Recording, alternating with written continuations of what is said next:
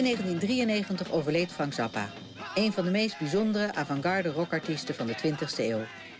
Met zijn eigenzinnige composities en sarcastische teksten leverde hij kritiek op maatschappij en politiek, met name op die van zijn moederland, de Verenigde Staten. Bij het Uur van de Wolf een hommage aan Frank Zappa in 2 delen. Vanavond het eerste deel.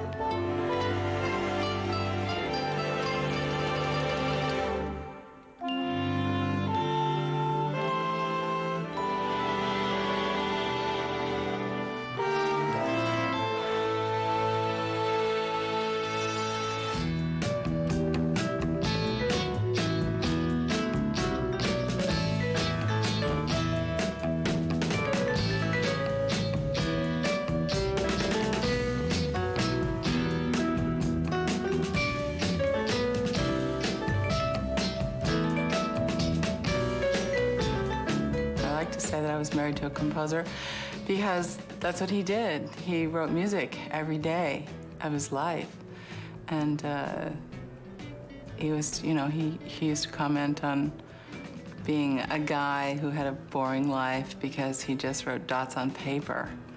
And he also liked to say that he liked to connect the dots, and that really speaks to what he did in terms of music and what he did in terms of social commentary.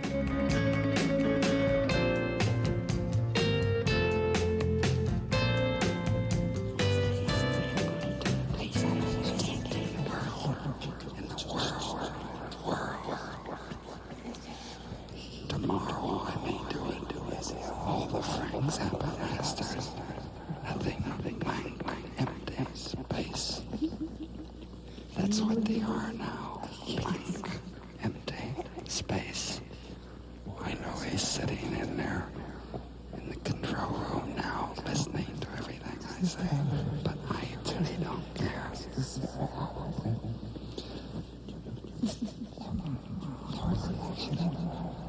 Hello, Frank Zappa.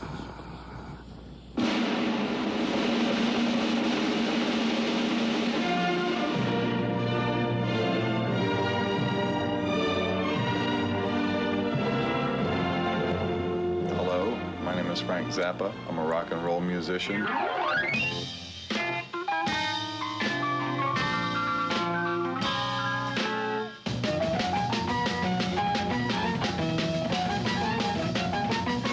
I'm a composer.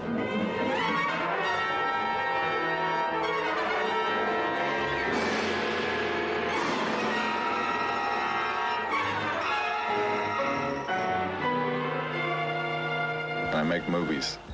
I'm going to, while you stand there and take pictures of that, I'm going to tell you the plot of the movie.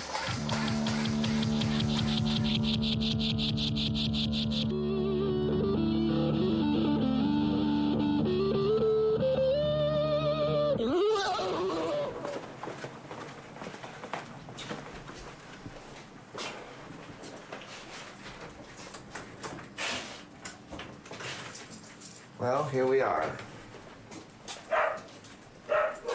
The vault. Well, it's a little chilly down here today. Well, this is where it all lies. An amazing output of work by one human being.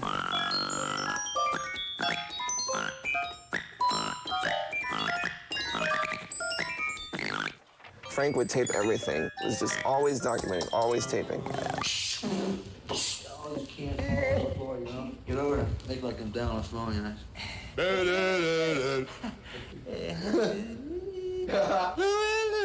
Oh. When I was little, I didn't have too much interest in music at all. When I was about, say, 5 or 6 years old, up until the time I was about 13. I was interested in chemistry, and especially in explosives.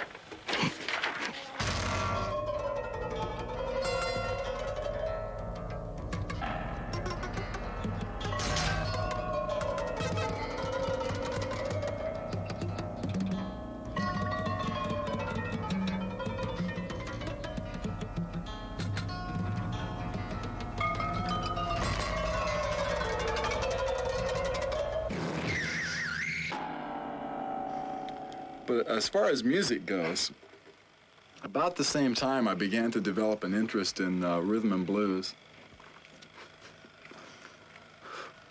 And I wanted to play the drums.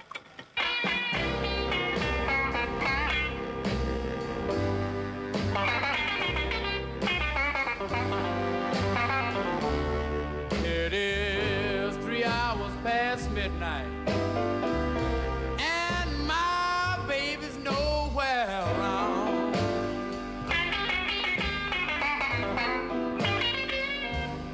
Yes, 3 hours past midnight. Then I began to be interested in the sound of blues guitar. But it seemed that when I listened to the guys playing at that time that they never played exactly what I wanted to hear. And so I thought I would learn how to play the guitar myself. So I finally took that up when I was 18. And I was playing strictly blues stuff on it. Well, I toss and tumble on my pillow, but I just can't close my eyes. Well, this place at one time, 1956, 57, it's had the best jukebox in town. It had records in there that you would never hear on a radio station because this town was mainly farmers and, cowboy types. You heard a lot of country and western. You'd hear rockabilly, rock and roll, but never any black music, race music as it was then, I guess, or R&B. You would never hear it there. But here, they had a jukebox, Johnny Guitar Watson.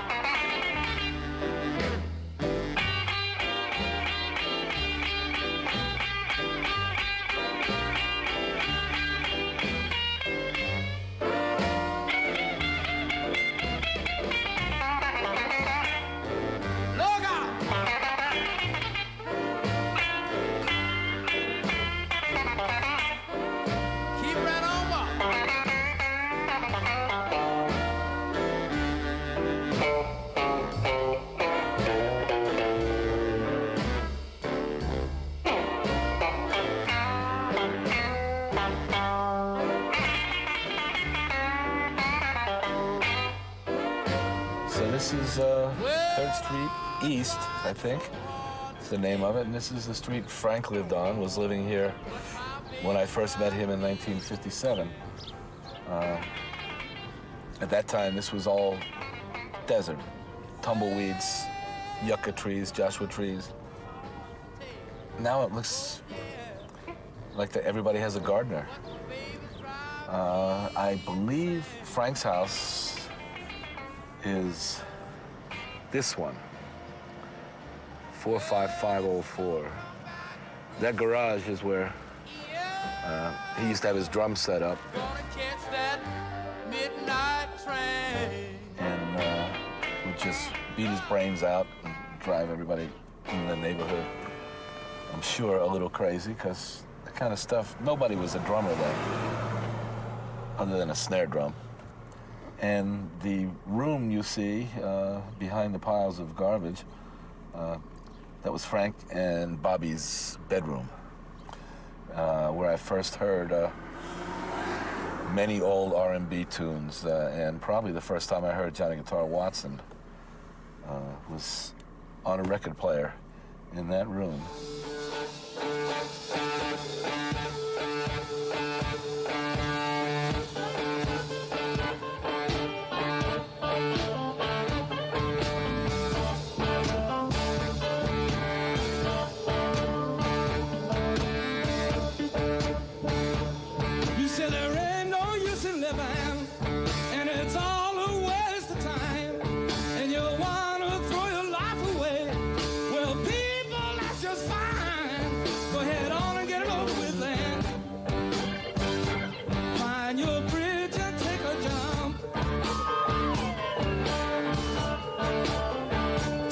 Sure you get it right the first time, 'cause nothing's worse than a suicide jump. You say there ain't no light shining through the bushes overhead.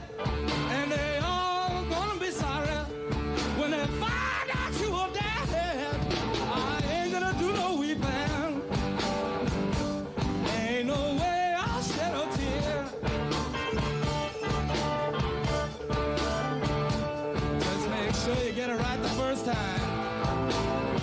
Don't jump your suicide, my dear. You know, one of the big myths about Frank was that he got thrown out of school so many times, and it wasn't really the case. I think what had really happened was he just had difference of opinions with maybe the way teachers would express what they thought was right.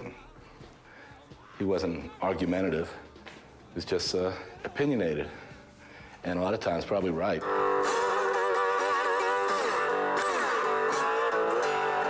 Cause ain't nothing worse, baby. Nothing worse than a suicide job.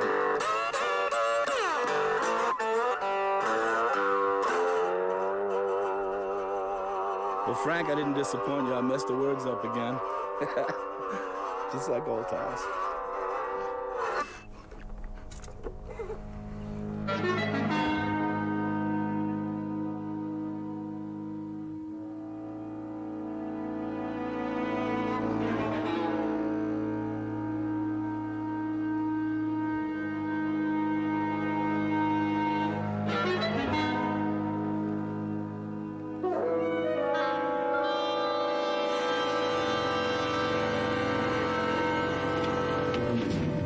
Composition end of my musical experience started in high school when I heard an album by Edgar Varese. And I said, boy, that sounds great. I have to write some of that.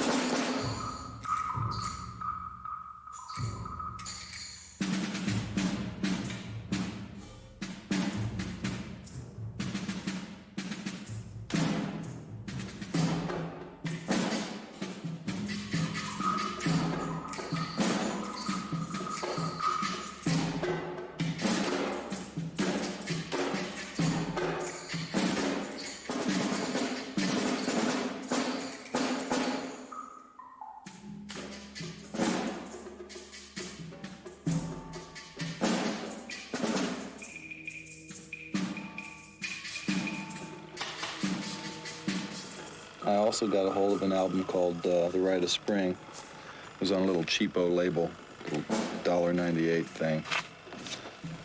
And that excited me too. I thought, boy, if anybody could make a missing link between Edgar Varese and Igor Stravinsky, that'd be pretty nifty.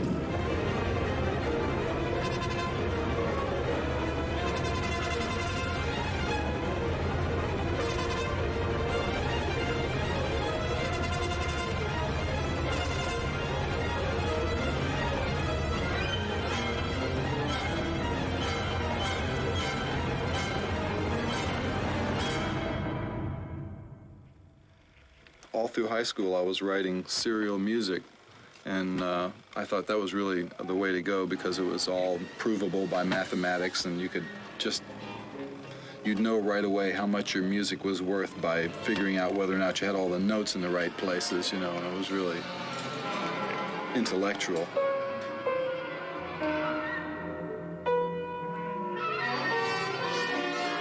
Then I heard what some of the stuff sounded like that I had been writing, and it was so ugly that I decided to go backwards and get into the melodic area again.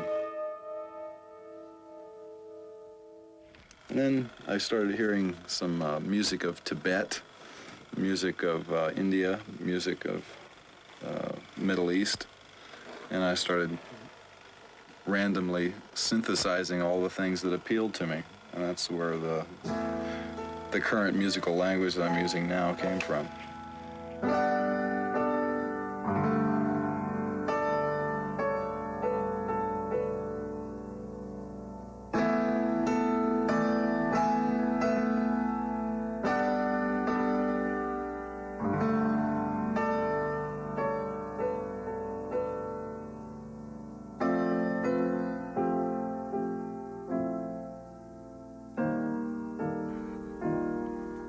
Publicity balling for you anymore. The first word in this song is discorporate. It means to leave your body. Discorporate and come with me. Shifting, drifting, cloudless, starless, velvet valleys, and the Zappa sea. Wah, wah. Here's the original Freak Out.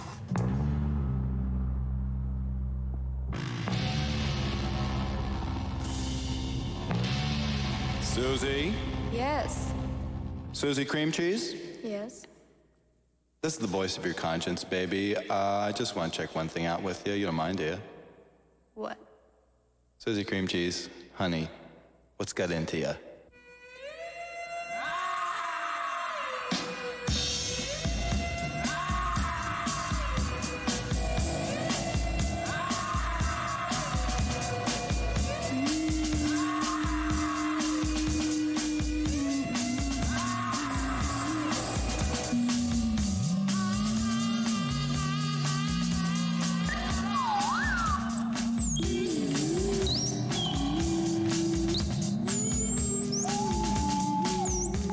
First saw Frank and the guys play, all it said on the marquee was the Mothers. And that automatically says, you know, something different is going on in here. At least at that time, that was a different sounding name, to say the least. So what happened was when I got there,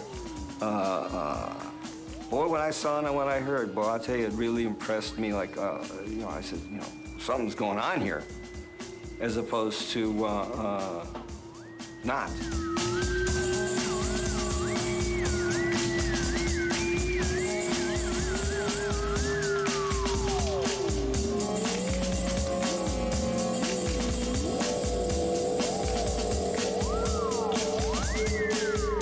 It was in 1966. There was a freak contingent in LA at the time that just sort of revealed itself. So they already had this record out that was considered, you know, really freaky. And he had a definition of freaking out in the actual album cover.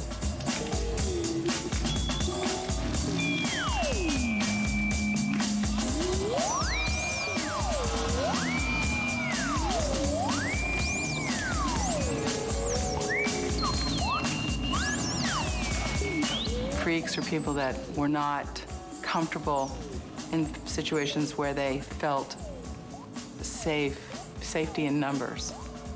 That's not what moved them. They were moved by something inside that, and their difference, and the differences that they saw in other people, and just a move to celebrate that.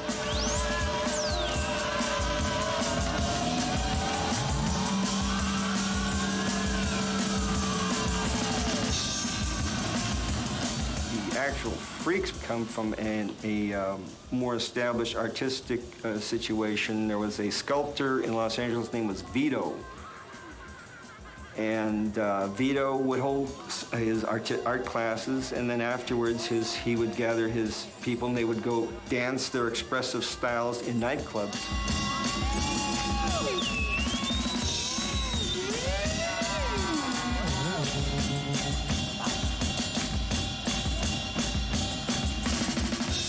Frank played music that was different, to say the least. I mean, this guy was, you know, seriously unique. That sort of synced up the situation.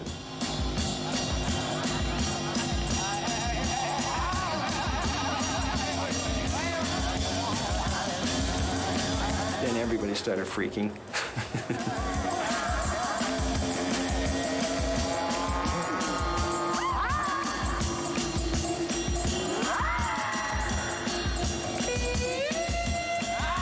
I think that progress is not possible without deviation. And I think that it's important that people be aware of some of the creative ways in which some of their fellow men are deviating from the norm. Because in some instances, they may find these deviations inspiring and might suggest further deviations, which might cause progress. You never know.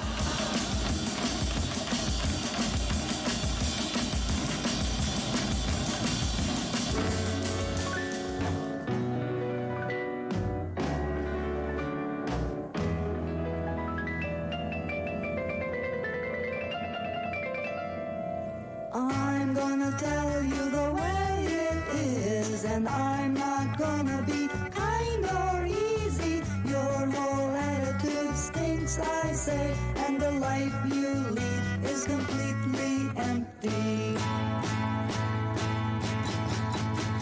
You paint your head, your mind is dead. You don't even know what I just said. That's you,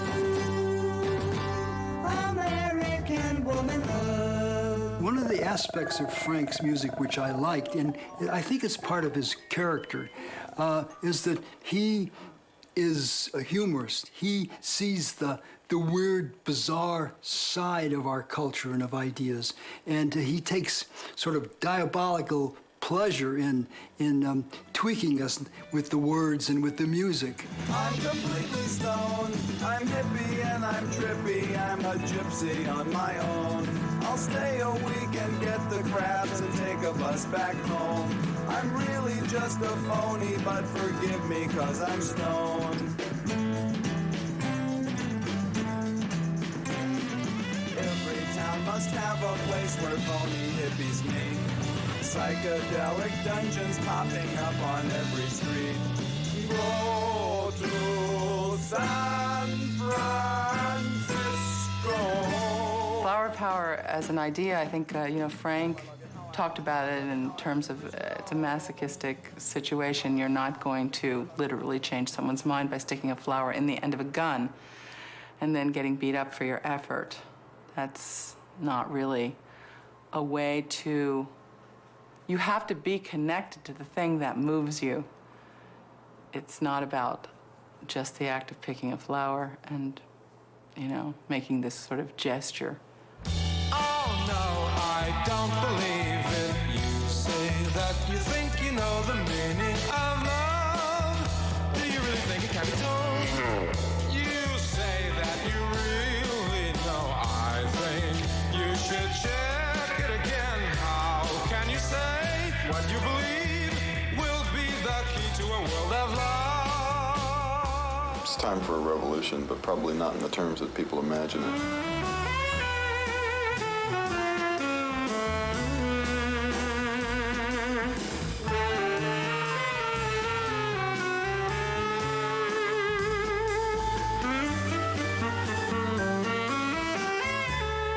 I think it was Berlin. There was a huge crowd, and there was some people in the audience that were inciting the audience, and they were screaming revolution, and Frank said no, evolution, and then they just started charging the stage, and behind the scenes, they had all these police because they were afraid of a riot, and Frank said, if they see one uniform, there will be a full-on riot. They don't want to see the police armed and standing there waiting for them.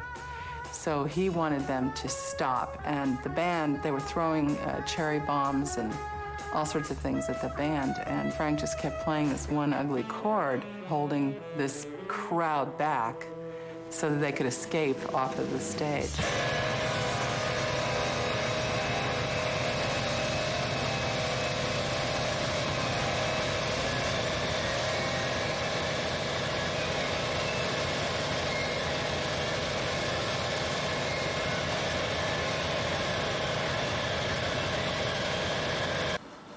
The word seems to conjure up images of sort of a modern-day version of peasants going into the street with their pitchforks to go after the bad guy who lives in a big house someplace on a hill, and we're going to get that son of a bitch, and we'll take all the stuff away from him and we'll give it to the workers, And that's not the kind of revolution I had in mind.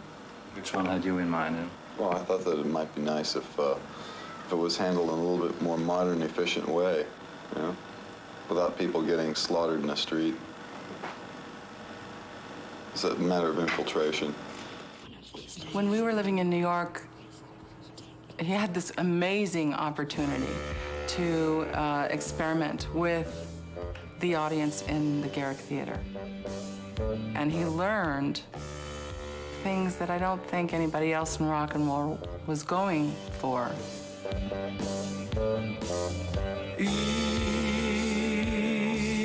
Your greens, Don't forget your beans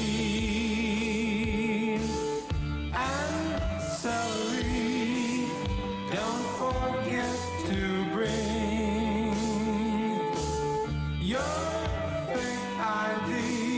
Eat a bunch of these. Magnificent with sauerkraut. What Frank began to see was how you could put chords and notes together and visual aids, the impact that they had on an audience, or different clusters, things like that.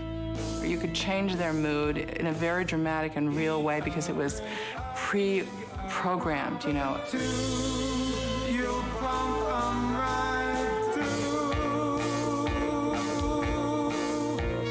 He never used it in a manipulative sense, and I think that's the one thing that he was really interested in doing, is educating the audience's ear primarily, so they would be tolerant of every new possibility and even be looking and expecting new musical events to occur.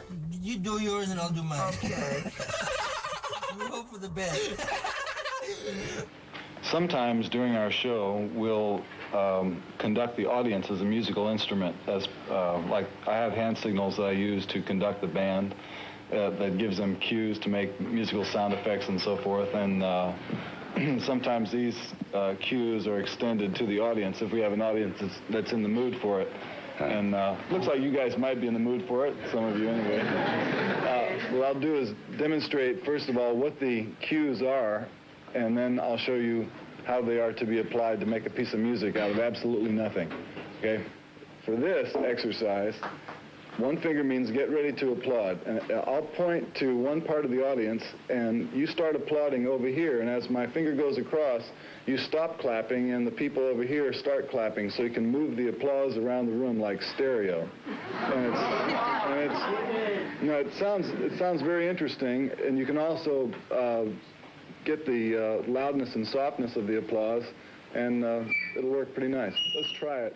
This means get ready. You start right over here on this side. The people in the front row will start clapping and stop as my hand goes across like that. Let's try it.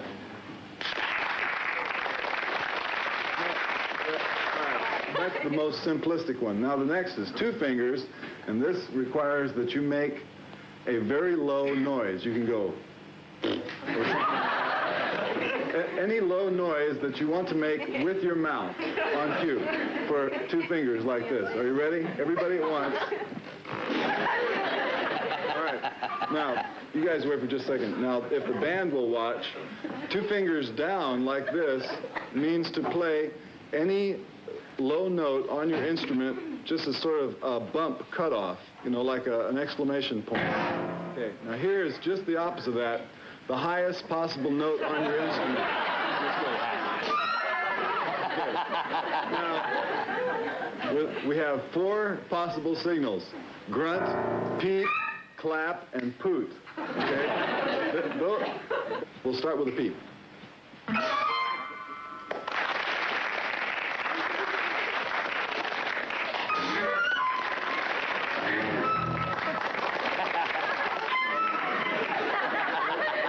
Okay. Oh, yeah.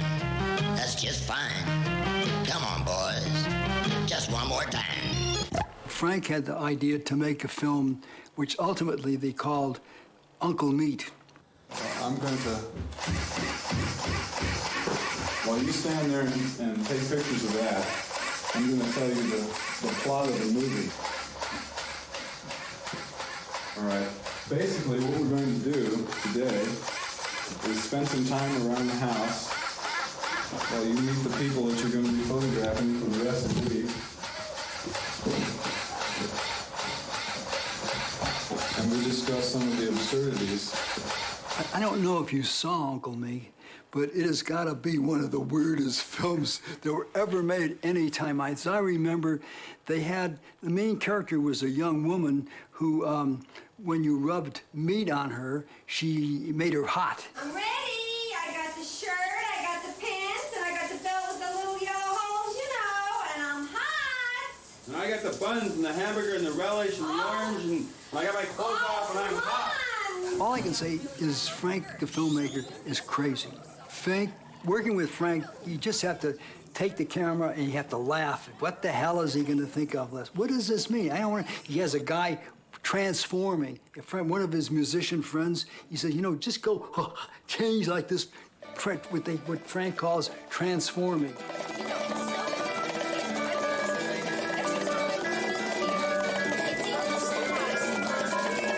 Oh, I love that when a monster does that.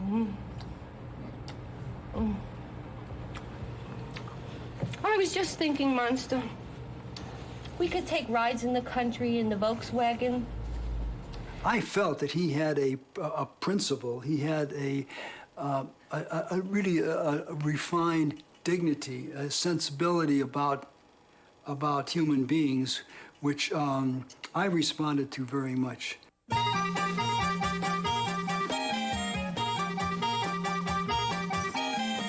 It was actually hard for me to, at first, be myself around him because I was so in awe of him.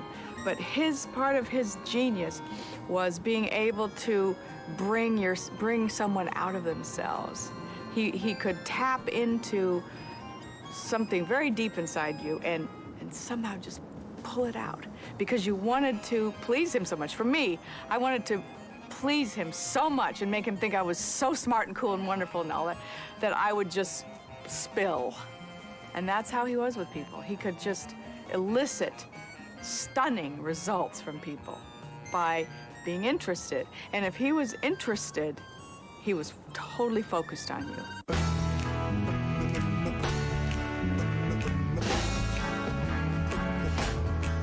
I say really tastes good to me.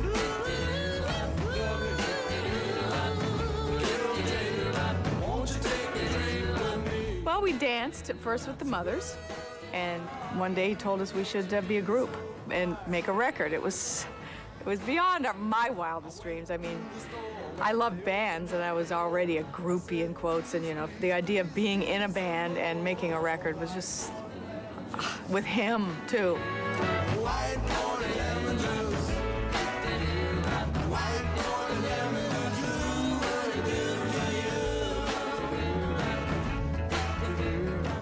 They were together as a group of people who just hung around together and had their own ingrown folklore and philosophy and theology, and they were just seemed sort of a one-mind type operation. And I thought it would be nice to give people in the outside world, that is, outside the boundaries of Laurel Canyon, some idea of what was going on with these girls and show the way that they were thinking. I can't sing, I'm just kidding. I see all the people I want to see. I be all the people I want to be. Along with the images I try to find. I forgot my lyrics.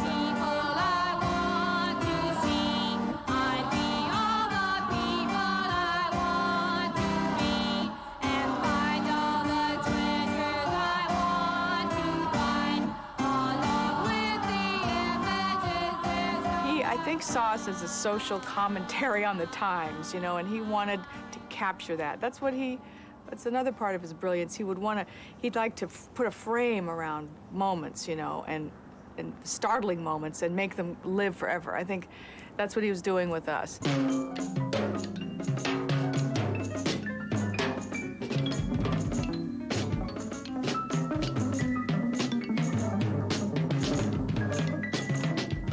My name is Ian Underwood, and I'm the straight member of the group. Wowie zowie. 1 month ago, I heard the Mothers of Invention at the theater. I heard them on 2 occasions, and on the second occasion, I went up to Jim Black, and I said, I like your music, and I'd like to come down and play with you. 2 days later, I came up to the recording session, and Frank Zappa was sitting in the control room. I walked up and said, how do you do? My name is Ian Underwood, and I like your music, and I'd like to play with your group. Frank Zappa says, what can you do that's fantastic? I said, I can play alto saxophone and piano. And he said, all right, whip it out. So we just started recording, and he had pieces to record. I think one of the first ones was da da da da da da da da. You know, where the water turns black.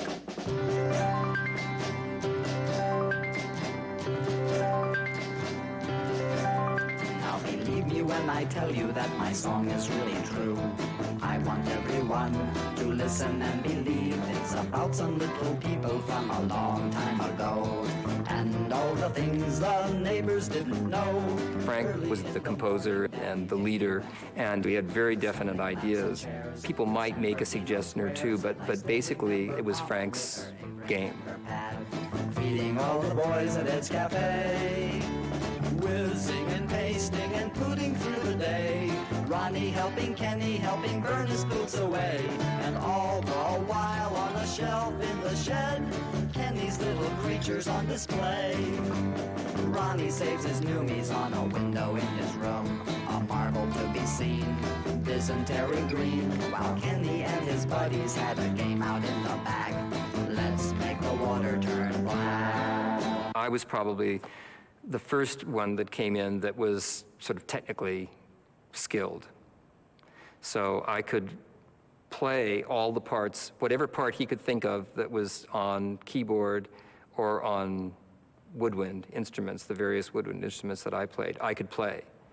And that was a relief to him because the other people weren't skilled in that way. They were good players, really interesting players, and had very good personalities and were really interesting in a lot of ways, musically and personality, but they couldn't do that. And Frank was interested in that.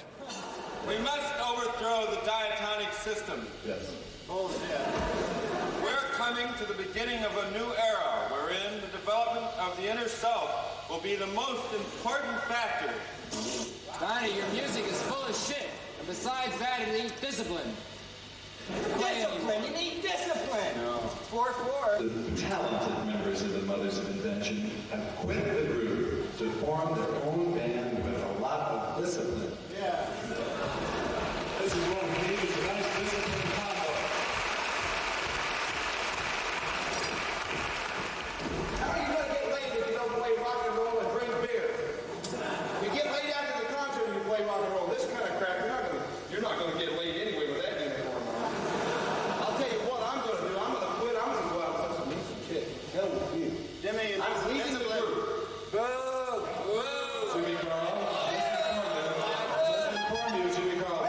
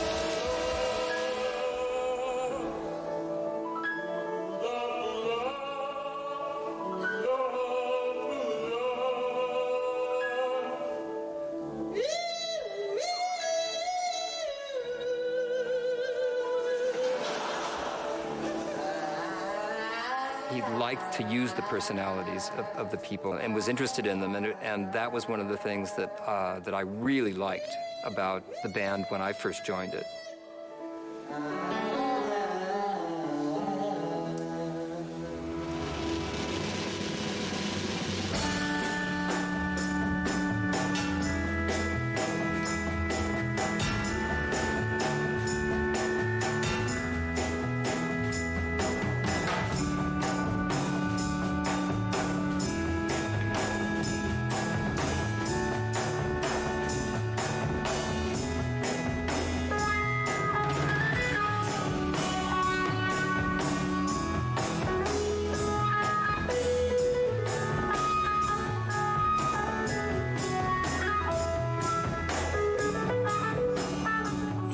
An observer, I would say. He's like a scientist.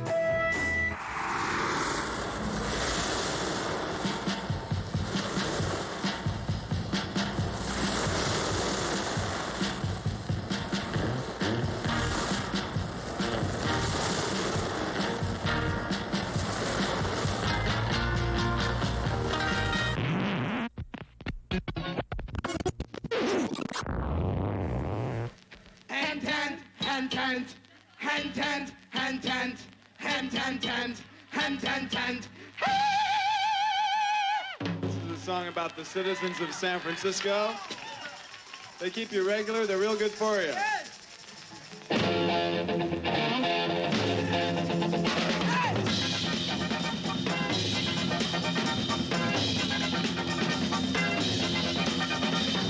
Call any vegetable, call it by name.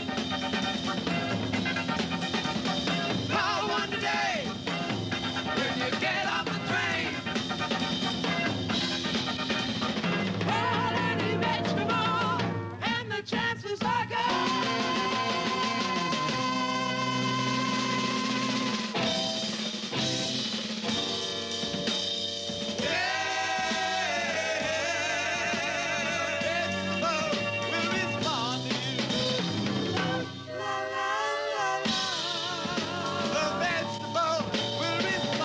I got a call at my mom's house, and he says, George, this is Frank. And he asked me, he says, I'm putting a new band together, and I'd like you to be a part of it. So I said, okay.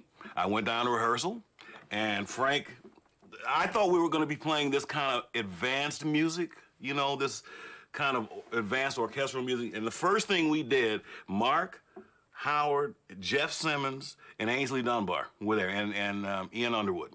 And we were doing... And I said, Frank, I can't, he says, what's wrong? I said, I can't do this. And he says, why? Is something wrong with your hand? I said, no, I just can't play that. And he says, oh, all you gotta do is... I said, but I can't do that, Frank. And he says, oh, you mean it's beneath you? I said, well, I didn't study all these years at the conservatory to start playing. So anyway, the greatest thing that happened in my life was that Frank broke down these ridiculous barriers that I had about music. Call any vegetable, yeah, call it by name. Gotta call one today when you get off the train. Frank said, you should play synthesizers. And I said, I don't want to play synthesizers. And Frank says, right to my face, he said, you take yourself too seriously and you don't invest in yourself enough.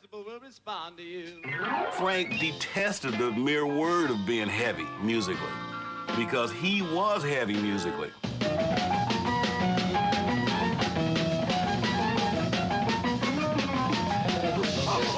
Hold it! Oh, God, we're coming together.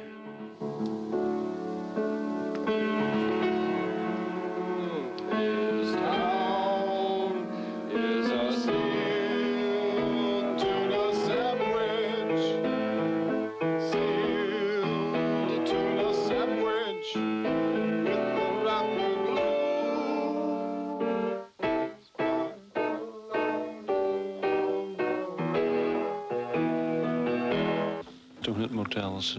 It's a mixed media presentation, a combination of a film, an opera, a television show, a rock and roll concert, various different elements that all tells the story of when you go on the road, it makes you crazy.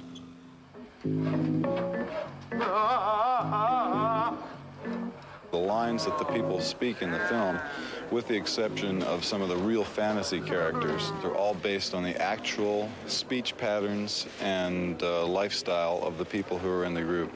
You like my new car? Or what? We gotta get up early and fly out of here in the morning, you know? Oh, yeah, really? Oh, yeah, really. Where do you play tomorrow night? Oh, Tierra del Fuego. Oh, yeah. And then there's that barbecue at Mutt's. Oh, you're so professional. Oh! I mean,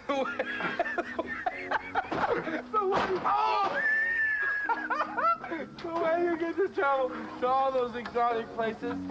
Do you really have a hit single in the charts with a bullet? Listen, honey. Would I lie to you just to get in your pants? Don't talk to me that way. Keep your eye on the road.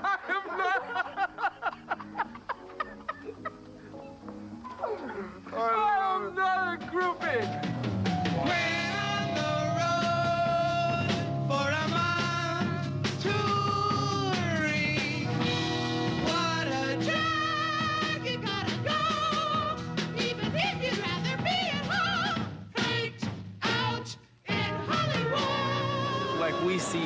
from one point of view, and he sees us from another place. This was written around like where, you know, the folklore that each member had brought to create the image that we portray. It's partly true or not? Is it partly true or not? Well, is it? I think so. I think that like some of the scenes have happened before. In this next section, the soprano soloist is supposed to be a girl from a low-budget rock and roll magazine that's interviewing me, and she has a text that she recites on this melody here.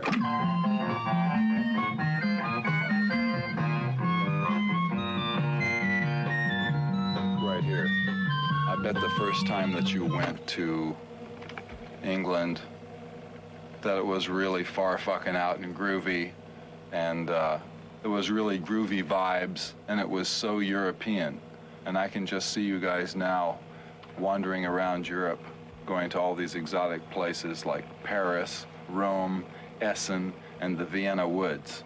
I bet it was groovy vibes over there. So European.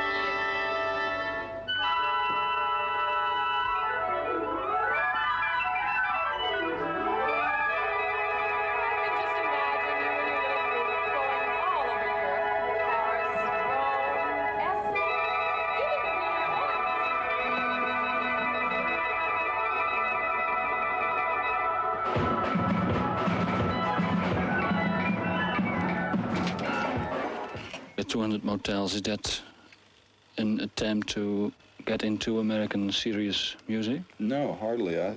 First of all, I have no place in American serious music. What would I do in there? I don't socialize with those people who are deeply involved in that part of the culture. You know, that whole world doesn't appeal to me. I would like to hear what I wrote.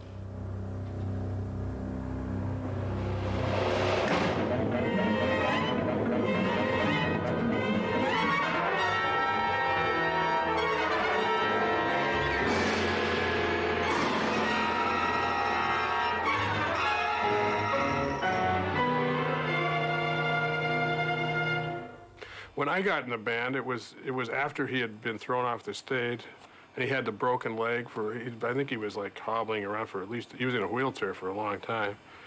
And then when I met him, he was out of the wheelchair, but he was still using crutches. And it was, I thought, a fabulous period in his writing.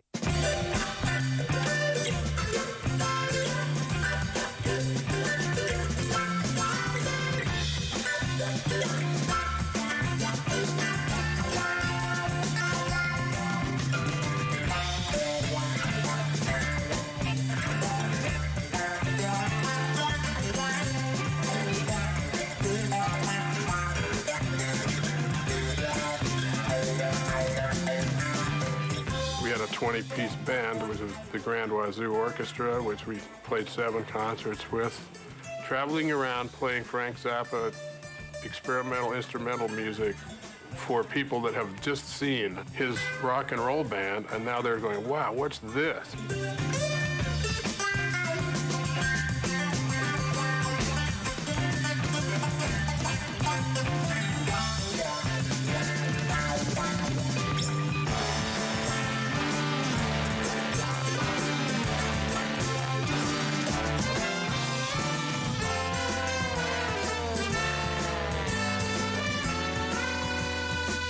He featured the guys that were studio musicians from LA. So this was a whole different thing. And the level of the technical playing was kind of higher level as far as being able to read music and just play a variety of instrumental music.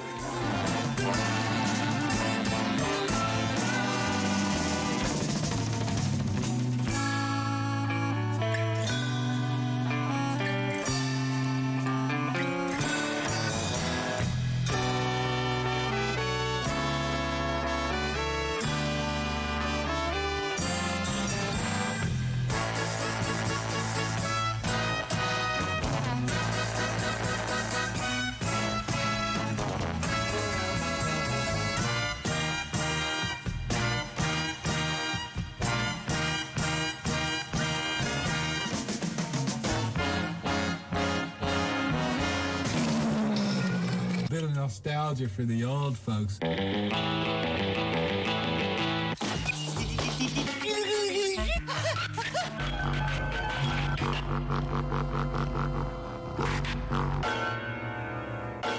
He was a workaholic.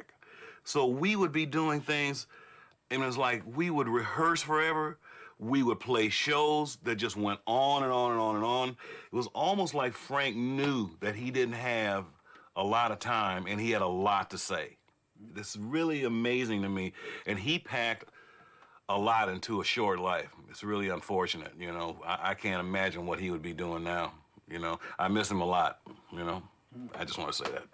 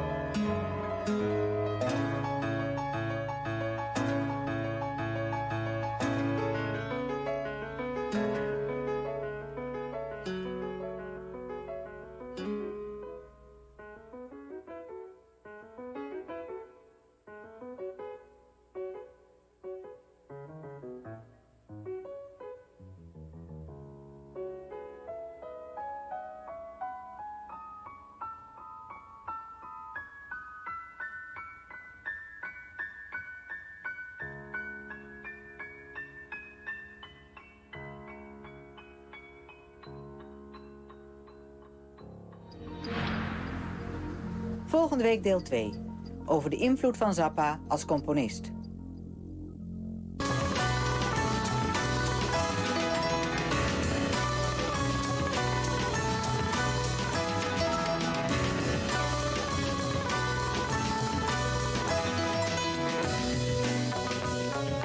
Frank, he's one of the few people who could hear everything in his mind and put it all on paper, or he could play along and create some really beautiful melody, but with really intricate, odd phrasing that was unique to him. And that's really what he was about, was just trying to stay, you know, unique to himself, do what he likes to do, and if other people like it, that's good.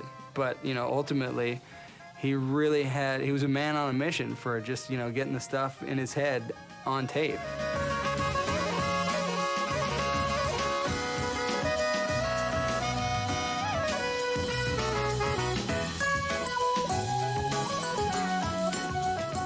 He was a devoted disciple of Varese music.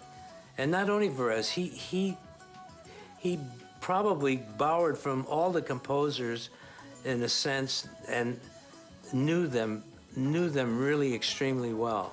So I would say his music captures the essence of 20th century music in a real modern or up-to-date genre. I think that progress is not possible without deviation. And I think that it's important that people be aware of some of the creative ways in which some of their fellow men are deviating from the norm. Because in some instances, they may find these deviations inspiring and might suggest further deviations which might cause progress. You never know.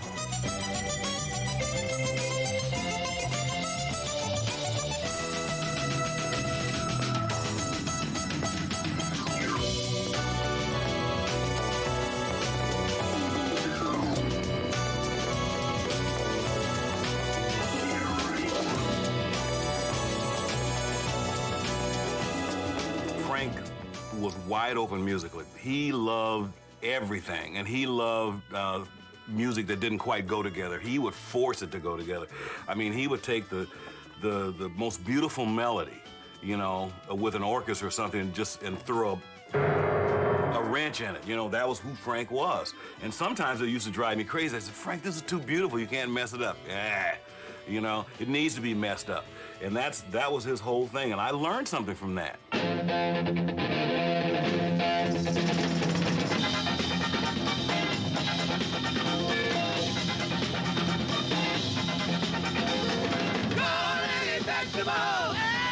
Call it by name. Gotta call one today when you get off the train. Frank said, you should play synthesizers. And I said, I don't want to play synthesizers. And Frank says, right to my face, he said, you take yourself too seriously and you don't invest in yourself enough. Frank detested the mere word of being heavy musically, because he was heavy musically.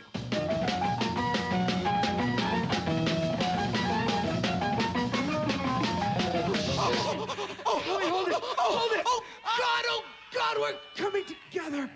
You know, I play Bach chorale, and, you know. I wanted to play Mozart or some jazz, you know. I wanted to be heavy, you know.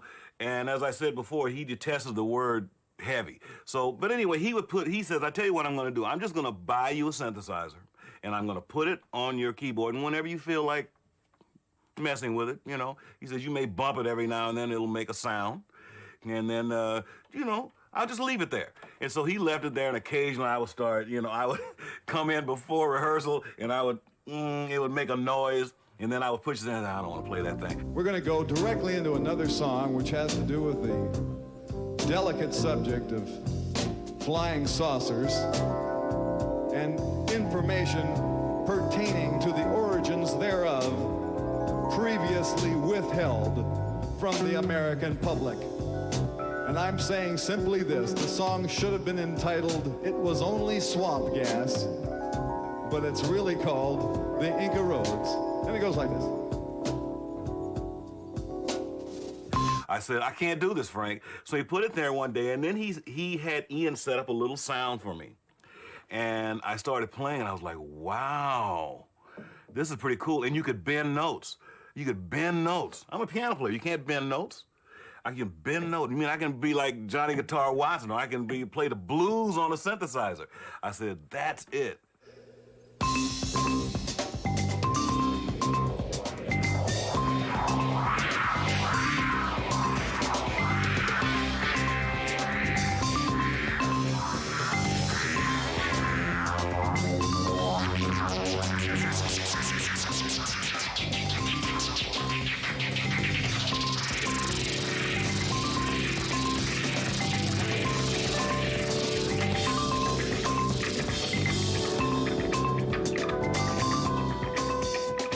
Sitting down at the keyboards, and he says, well, I need you to sing this note.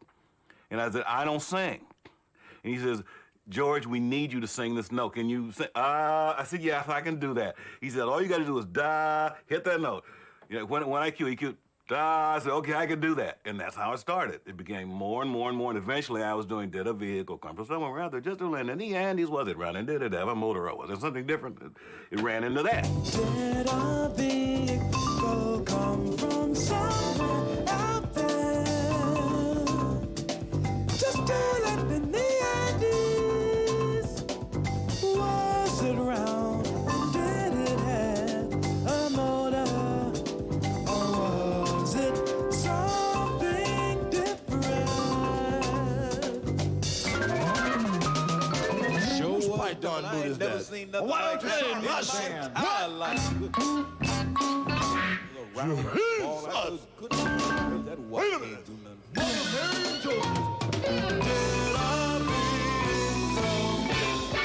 Did a vehicle fly along the mountains and find a place to park itself? Park itself. Bargain. Or did someone build a place to leave a space for such a thing to land? Man, I was totally in it. And this band that I was in, I think his best band, man, that band could play anything. And I go back nowadays and listen to that music, and I don't know how in the world we did it. It's just amazing to me. We instinctively knew what Frank wanted. He would go like, and we knew exactly what to do, and Frank just loved it. And not only that, I gotta tell you one other thing. He was totally underrated as a guitarist. Totally.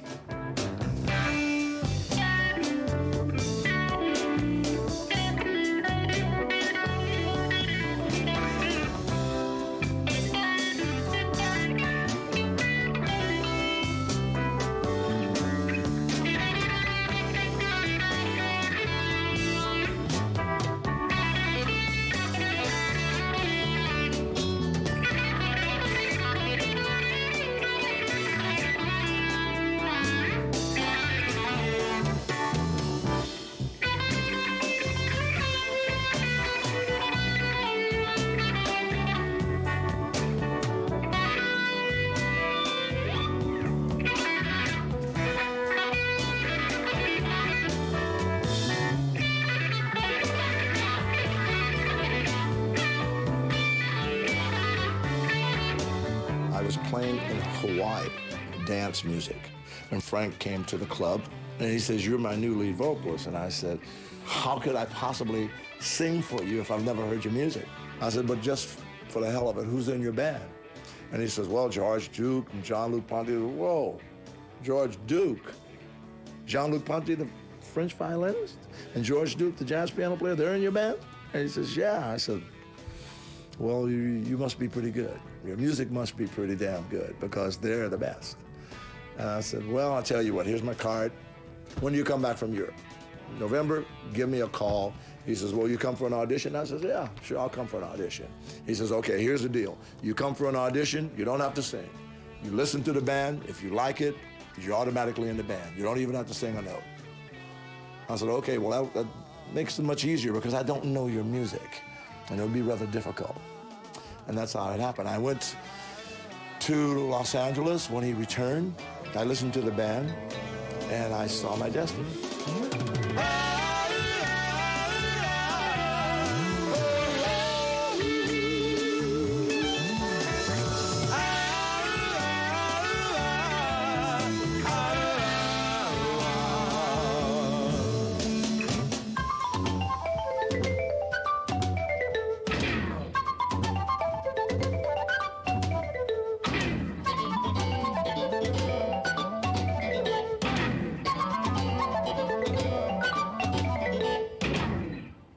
I came there to meet George Duke. That's what I wanted to do. I said, here's an opportunity I've never had in my life to meet the guy that my idol. And I just wanted to meet him. But when I heard the music, I mean, can you say orgasm on the microphone? It was like an orgasm, the best I ever had in my life.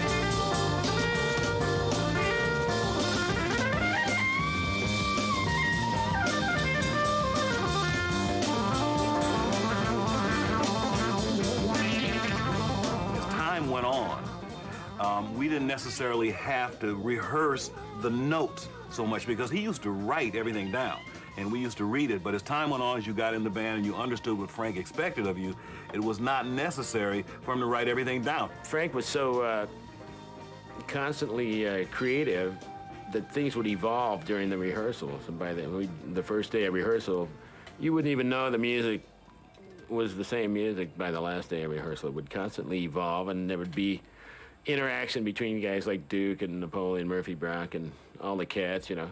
You know, some people have a hard time memorizing all that music. It's not that easy. So, you know, there's a little cheating going on from time to time, but basically, we did have it. Let's just get a groove going.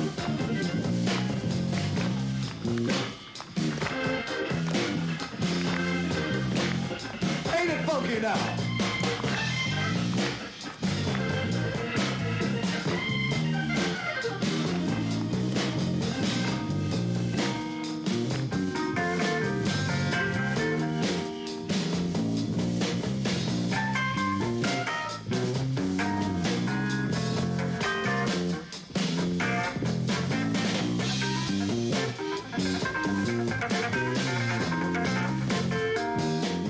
We're sitting there watching each other's feet to keep the time, because there was no other way of telling it. It was just like a visual foot swapping.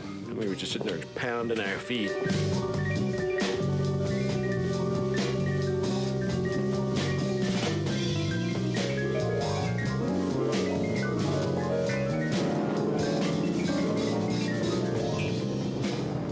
You know, if you want to stay in the band, you got to keep it up. Put it in print many times, you know. If the guys can't play my music, they're out. So you know, a lot of guys get fired. I got fired a couple of times. You know, it's just standard procedure.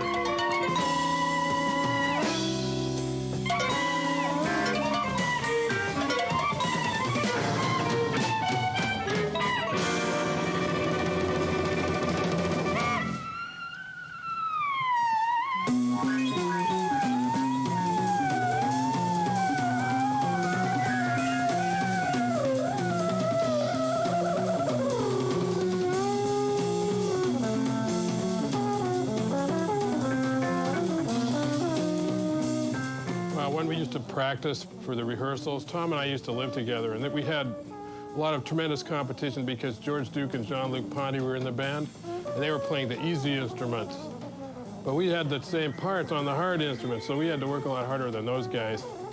And we wanted to make sure that whenever they came into this rehearsal and they said, well, Frank, I just didn't have time this week. No, I shouldn't say that, should I? I just didn't have time to practice, you know, so. Meanwhile, we've got it. Now, the way we did that was we made a goal. We said, okay, we have to get all the way through the piece perfectly, or we have to start back at the beginning again. So by the time we played this for about, you know, a few hours, we had it, basically. Yeah, but we had the beginning a lot better than the end.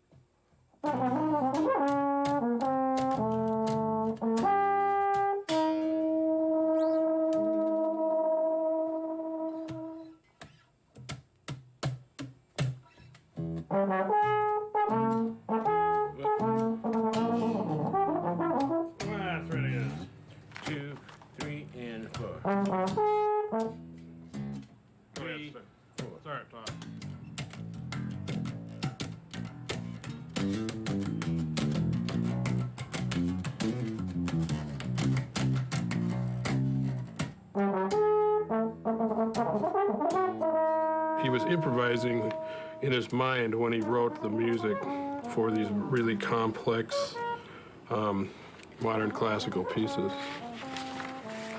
The bebop tango, which used to be called the Malcolm McNabb. What was the tango? What was the thing that was going on behind that? Brum, bum, yeah. Bum, bum, brum. That's it.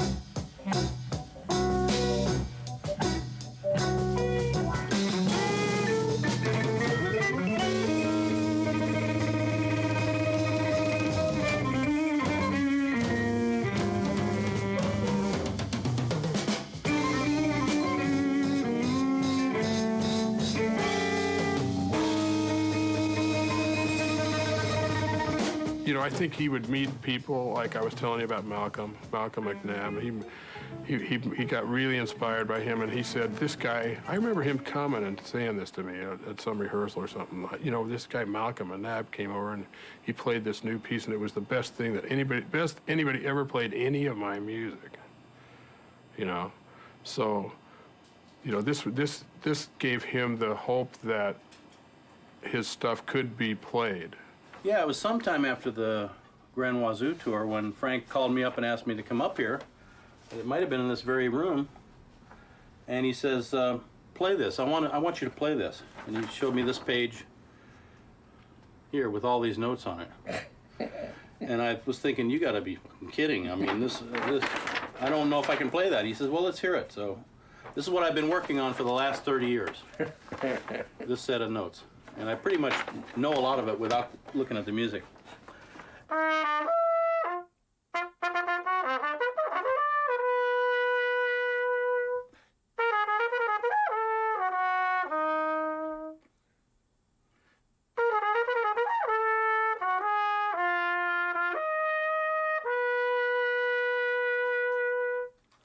Damn, he found some good ones there, you know. I've been working on it for all this 30 years, but it doesn't seem to be getting that much better.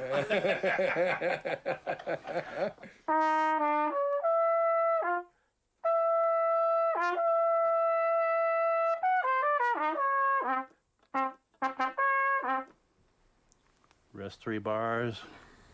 Pray, hope for the best. Mm-hmm.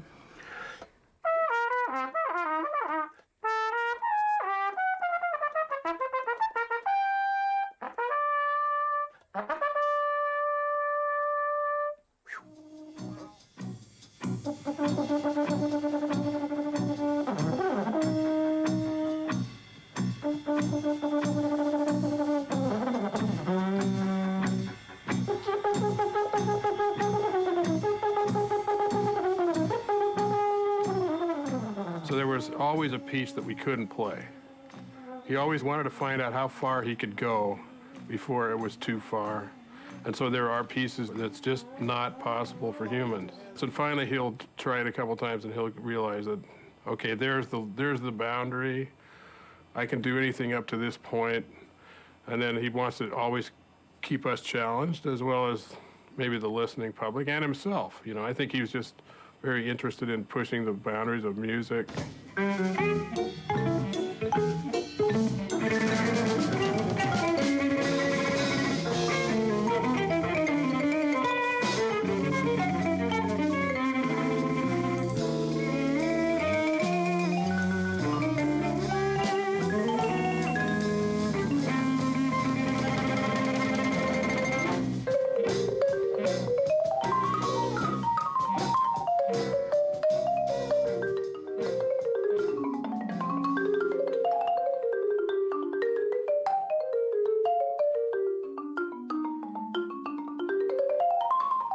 The quality of the musicians that worked with Frank is apparent.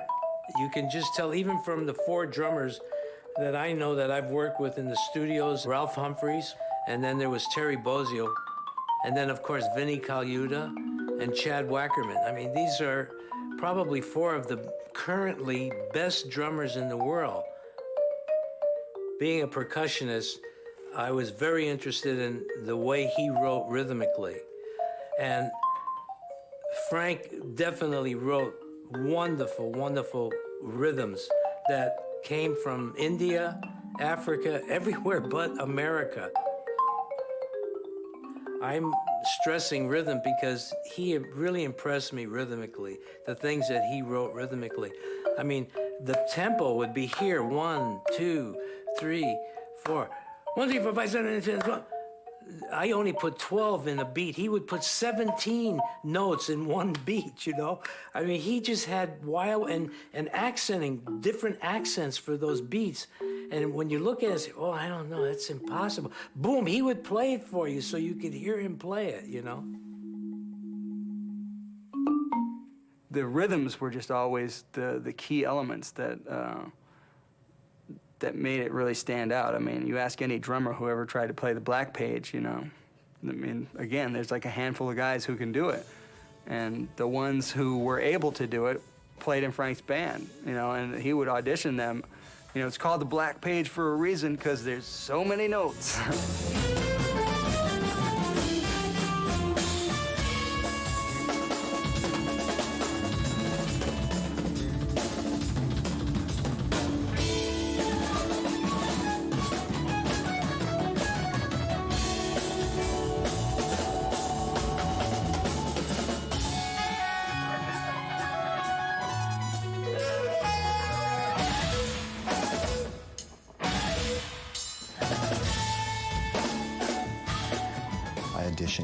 Didn't think I was going to get the gig, and somehow got the gig.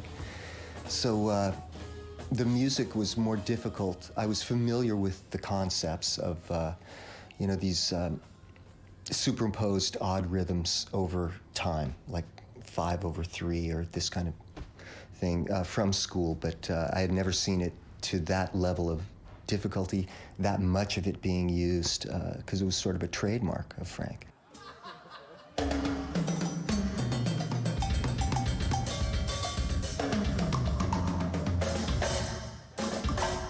Maybe a year later, he walked into rehearsal one day. He had a very deep voice, you know, he said, "What do you think about this, Bozio?" And he handed me this sheet, and it said The Black Page. And it was written from my drum set. And, you know, Frank was a drummer to begin with, so we always had this little affinity that way, you know, rhythmically.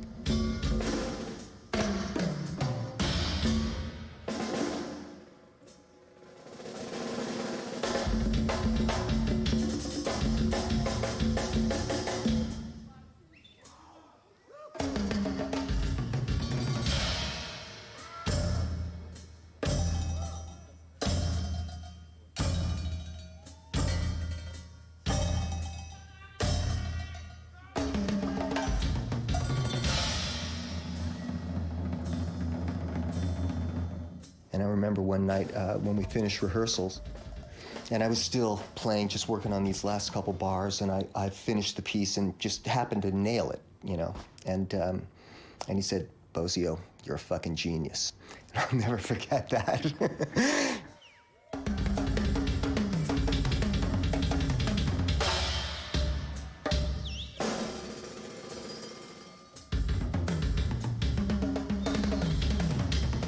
Was very successful doing that, you know, working with the right people, knowing the techniques himself on how to make these things sound the way that they did. But the funny thing is, he had a quote where he said, the one thing he excels at is failure. And I think, you know, I understand why he said it, and what it was is that he never got things to be exactly as he wanted. But they're already at such a high level, so the level that he was thinking is probably unattainable.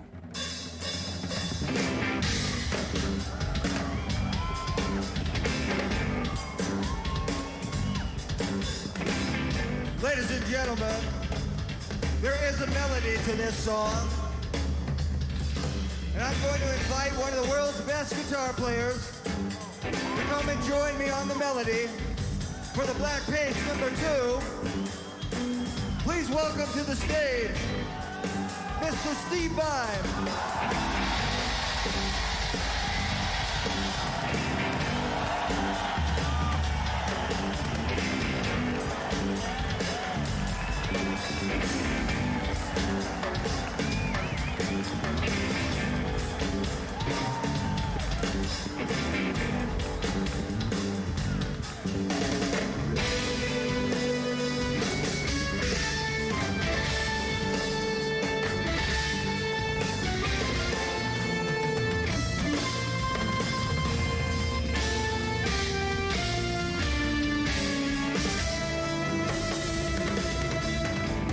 Well, I remember when I first heard The Black Page, I was stunned. I just had no idea that, I've never heard anything like it. I don't think there was ever anything written like it. That's the thing. And the way that he presented it in such a nonchalant format as the Live in New York concert. I mean, you know, how dare he write a historical piece of music and make fun of it You know, in a, and I remember hearing it and thinking, I have to play this piece of music. I have to understand what it is.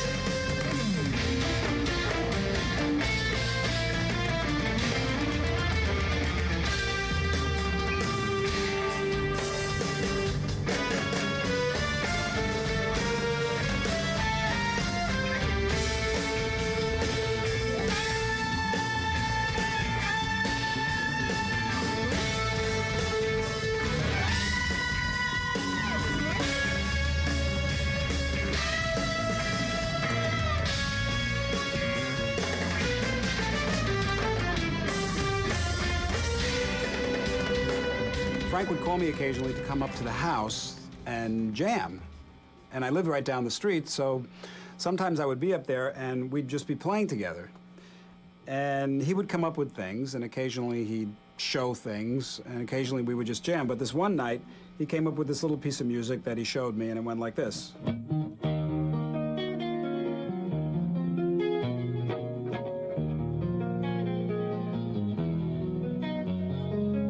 He said, just remember that. I said, okay. And to me, it was like a little treasure, you know, so I remembered it. And then months later, I was up at the house again, and I said, do you remember that piece of music you showed me? And he said, no. And I said, well, and I played it for him. He goes, oh, okay, well, here's another part for it.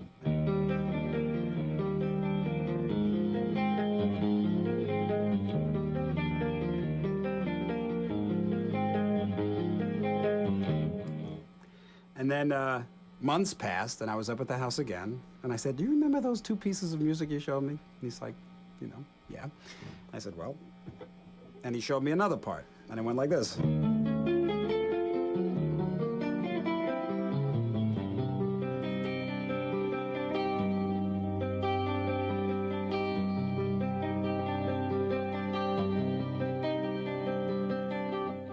But after he had showed me these three parts, we recorded them in the studio. That was never released, though. So it's floating in the vault someplace. But the whole thing ended up going.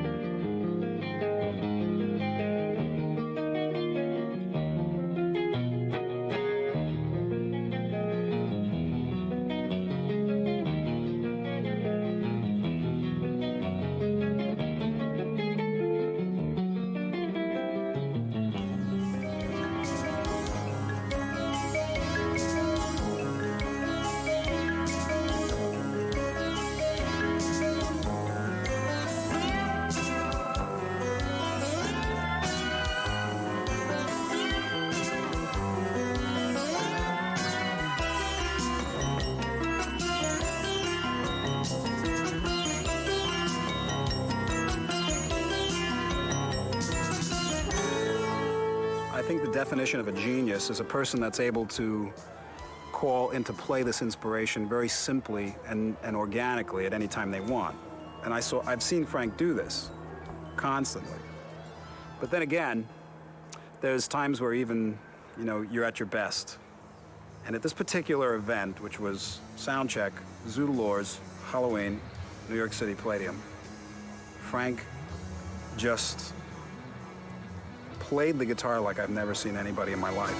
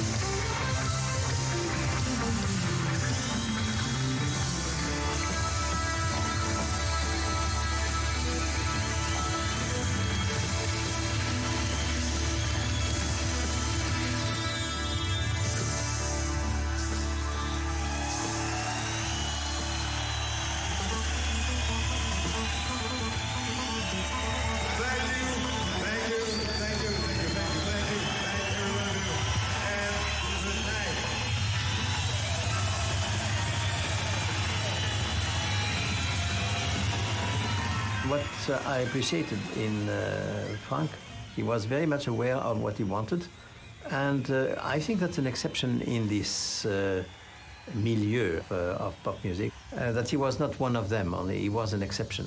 So we had lunch in Paris, and he told me, you know, may I send you some scores?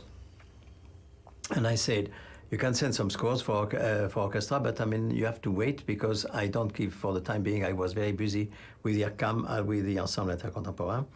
And I said, you will wait quite a lot because I don't give them many concerts with orchestras. But if you write something for the Ensemble Intercontemporain, then you have not to wait at all. I am ready to play it as soon as you are ready. And so he sent me the scores anyway, but I mean, he wrote for us, especially for the Ensemble Intercontemporain, he wrote 3 short pieces, and we performed these pieces in a concert where I confronted him on purpose with Elliott Carter and Charles Ives and some other American composers. But, you know, the one we are called intellectual, let's say. And I wanted especially to show that I did not take Zappa just, you know, on the side, but I wanted to put him in the middle.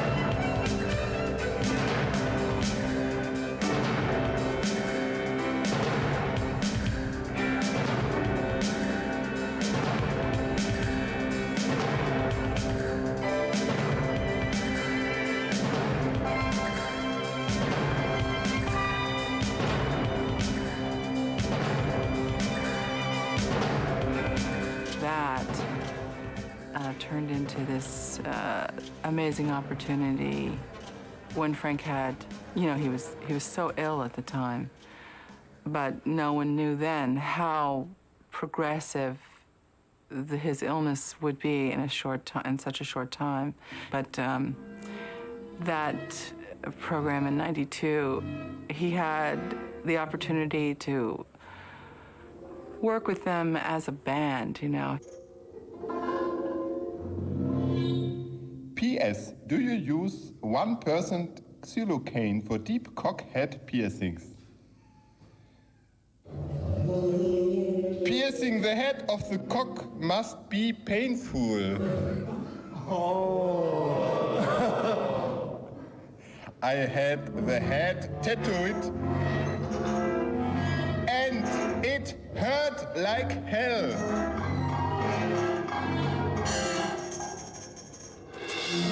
He's a guy who lived by the idea of expect the unexpected, you know, or judge everything simultaneously so that you're not judging at all, in essence. Always judge everything every moment or not at all. It's the same deal. You don't stay fixed in the idea of the previous moment because things can change, and they do.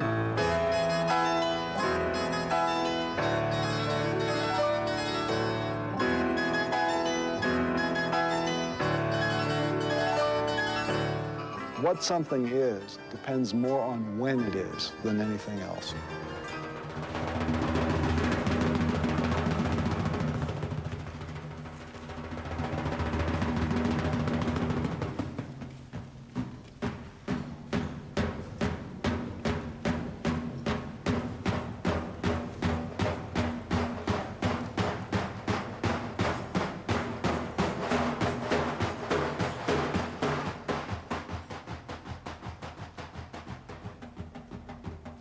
Für mich war das Zappa einer von diesen Unmöglichen möglich machen.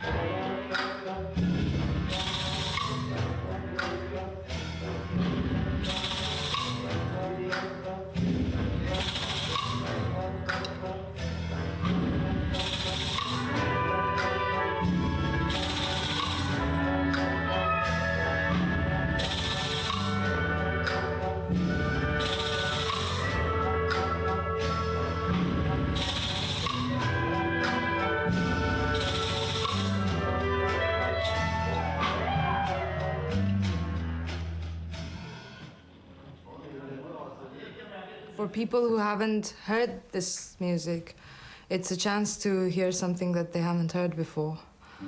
And it's just, you know, the great thing is that we are playing different types of music. Like, we're playing Beethoven, then we're playing Zappa, then we're playing, like, Mashayekhi's piece.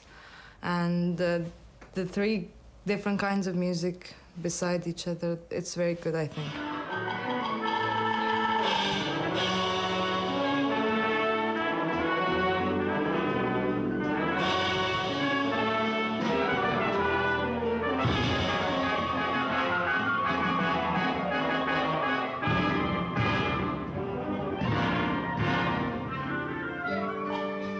آره این تلفیق ریتم‌های مختلف باعث میشه که اصلا به کار بندازه مغزو و آدم سعی کنه بیشتر شناخت پیدا کنه. من خودم خیلی دقت کردم روی این قضیه، رو قضیه ریتم، تلفیق ریتم‌های مختلف با هم. آره سعی میکنم که خیلی واسه من خیلی خوبه که بشناسم، خیلی عمیق‌تر بشم روی این قضیه و اینکه چجوری باید من ایمپرووایز کنم روی اون. آره خیلی خوبه.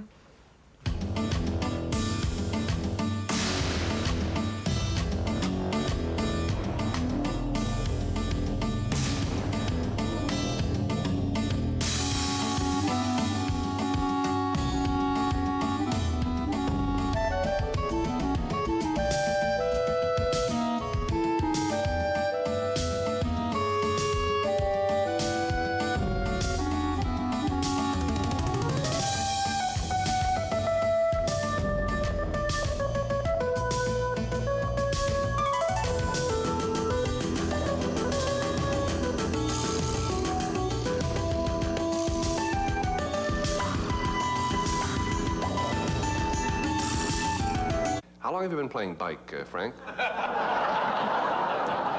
About 2 weeks. He probably was selling insurance or something, and he thought, what's something real jerky that'll get me on the Steve Allen show? Playing bicycle. What could be sillier than that? And he did it, and here we are. That's probably how it happened. You really only been playing 2 weeks? Yes. What do you do ordinarily besides this? I'm a composer. Ah. Might we be familiar with any of your songs as yet? Well, you will be familiar with some of my songs as of next week, but I did the score for The World's Greatest Sinner. And who might that be? Tommy Manville or who? Tell us about that. That's the name of the film. It's the world's worst movie, and I did the music for it. The World's Greatest Sinner? Yes. Now, as for the job of the moment, you want to play the New Departure Blues, or exactly what are you going to lay on us here? I'll just let you show us what happens. The first thing that I should do is demonstrate to you the different types of sounds that you can get from a bicycle, because it actually does make some very interesting sounds, and of course that's what we're all interested in. There's new sounds, yes. Like...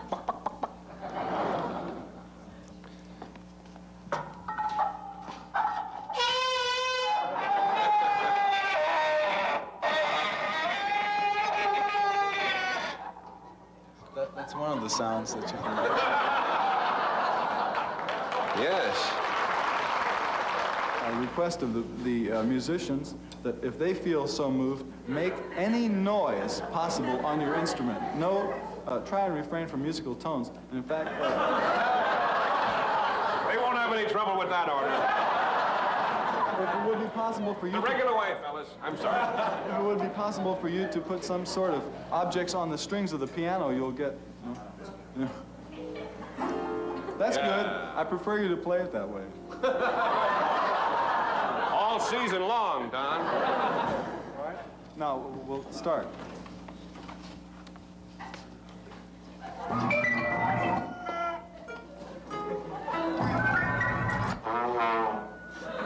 Are we on?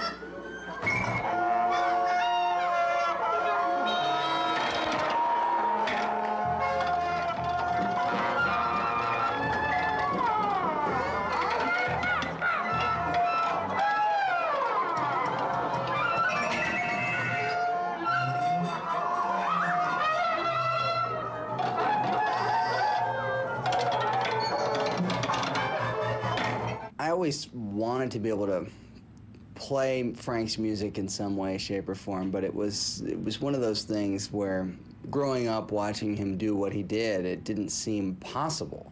And it wasn't until I really took 2 years of, really just taking time off from everything and just studying his music and changing what I was capable of on guitar to be able to play it in the way that I thought it needed to be played.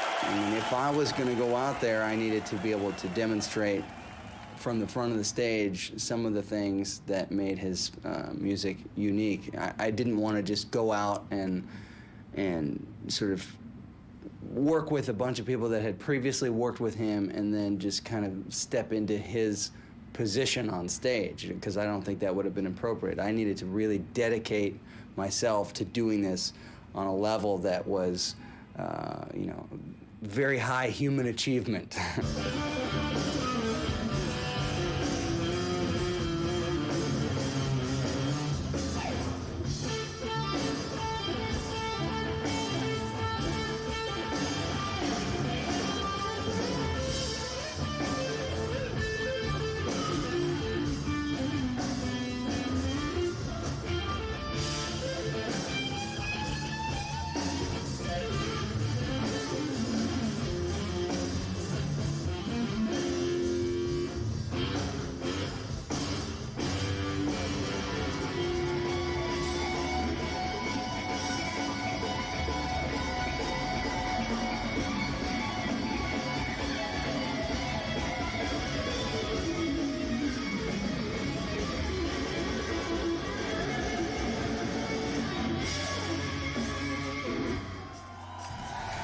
The emotional side of it, it's always been there, and it will always be there because it's just powerful.